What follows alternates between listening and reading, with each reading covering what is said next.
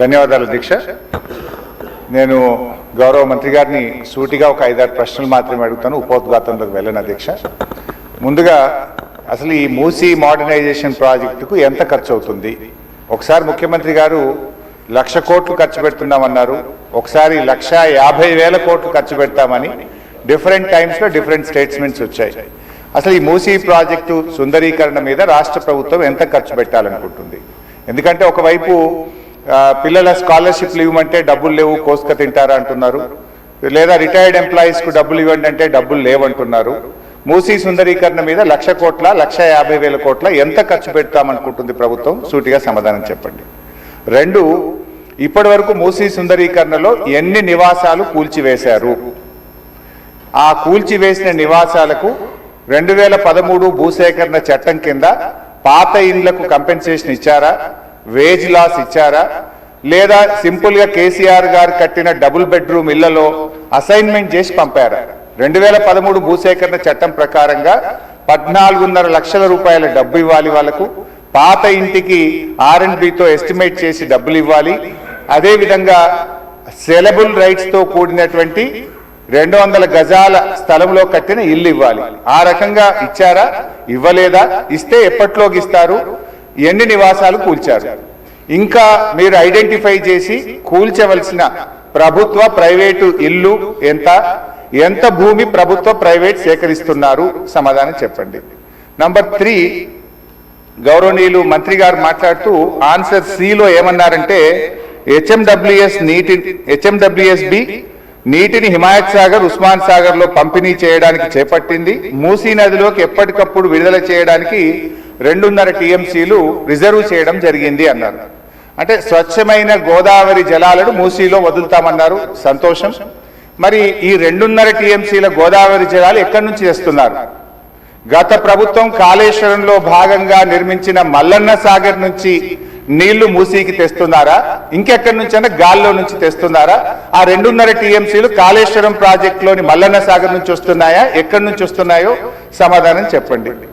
తర్వాత అధ్యక్ష, ఈ మూసీ మీ నియోజకవర్గంలోని వికారాబాద్ నుంచి ఆ అనంతగిరి కొండల నుంచి స్టార్ట్ అవుతుంది.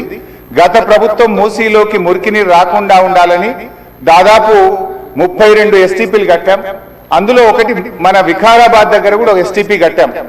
ఇవాళ ఆ ఎస్టీపీని మెయింటైన్ చేయక మోటార్లు బీకేసిండ్రు, గడ్డి పెరిగింది. ఆ ఎస్టీపీ ఫంక్షనల్ చేయక వికారాబాద్ మున్సిపాలిటీ మురికి నీరంతా ఈరోజు మనం తాగుతున్న గండిపేట హిమాయత్ సాగర్ లోకి వస్తున్న విషయం ప్రభుత్వం దృష్టికి వచ్చిందా? ఆ ఎస్టీపీని ఎందుకు మెయింటైన్ చేయడం లేదు అని నేను అడుగుతా ఉన్నా. గత ప్రభుత్వ హయాంలో మేము మూసీలోకి మురికి నీరు రాకుండా ఉండాలని 32 ఎస్టీపీలు కట్టాం. మరొక 39 ఎస్టీపీలు కట్టడానికి కేంద్ర ప్రభుత్వానికి అమృత్ పథకం కింద మేము ప్రతిపాదనలు పంపాం. అవి మంజూరు వచ్చాయా, ప్రారంభించారా, ఏ దశలో ఉన్నాయో సమాధానం చెప్పండి. తర్వాత అధ్యక్ష, చివరి క్వశ్చన్, మరి మొన్న వరదలు వచ్చినప్పుడు మూసీ గేట్లు ఒకేసారి తెరిచి ఉద్దేశపూర్వకంగా ప్రజల ఇండ్లు మునిగిపోవాలి, రోడ్లు మునిగిపోవాలని ఈ ఉద్దేశపూర్వకంగా గేట్లు ఎత్తి ముంపు గురి చేసిన విషయం ప్రభుత్వం దృష్టికి వచ్చిందా? ఎందుకంటే పైన ఎంత వర్షం పడుతుంది, ఫ్లడ్ ఎంత ఉందో చూసుకొని ముందే గేట్లు కొద్దిగా ఎత్తితే స్లోగా గ్రాడ్యువల్ గా ఫ్లడ్ బయటకు పోతుంది.